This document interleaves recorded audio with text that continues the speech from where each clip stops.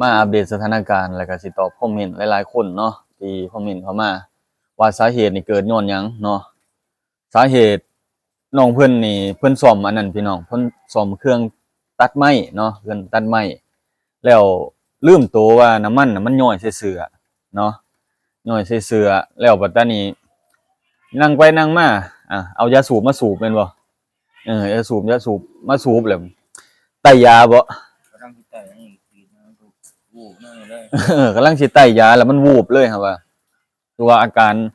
ร้อนเศร้าเนาะคือว่าผ่านไป15ชั่วโมงเนาะพี่น้องเนาะก็คือน้องเราก็โอ้ตกปกไข้เบิดนะเป็นตุ่มเป็นพ่องเป็นน้ำหนองไหลออกมาเรื่องทรมานนี่บ่อยากเว้าเลยเนาะเรื่องทรมานนี่อธิบายบ่ถูกแม่นบ่บอกบ่ได้ บอกบ่ได้แล้วพี่น้องไฟลวกขย้อนไฟลวกหรือน้ำร้อนลวกเฮาหน่อยๆนี่ก็ยังเจ็บสิตายเลยแล้วน้องเรานี่โอ้ยบ่อยากอธิบายเลยนะพี่น้องเนาะเอ้ามากองตอบคอมเมนต์ให้พ่อแม่พี่น้องเลยเด้อเนาะคือว่าเอาใจสู้ซอยเราเนาะพี่น้องเนาะ